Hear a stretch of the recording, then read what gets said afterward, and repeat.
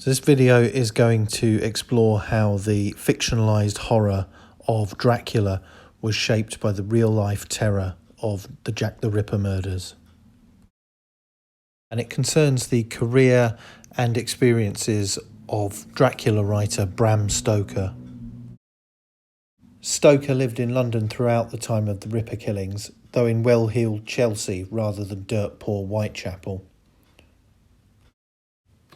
According to his great-grandnephew Dacre Stoker, the author originally intended to feature the Metropolitan Police hunting down the world's now most famous vampire.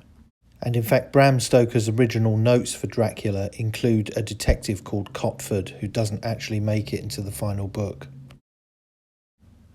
Disgusted with the inability of the newly formed Metropolitan Police to catch Jack the Ripper, Stoker wrote them out of his book, instead favouring a gaggle of vigilantes led by Professor Abraham Van Helsing to defeat the Transylvanian Count.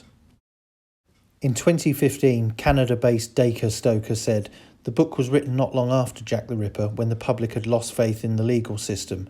People were scared to death about what might happen next, and Scotland Yard could not save them. The police, therefore, do not feature in Dracula at all, which is very strange when you think how many people get killed." So in common with the real-life Whitechapel Vigilance Committee, even Bram Stoker was forming a vigilante mob to do the work the police could not, albeit only in his mind and literature. It was also suggested that Stoker was angry at the early closure of theatre shows he was running at the Lyceum in the West End due to the terror gripping London. The run of Dr. Jekyll and Mr. Hyde was cancelled there, as there was deemed to be enough real-life horror already. And horrifying it was as the bodies piled up in what became known as the Autumn of Terror.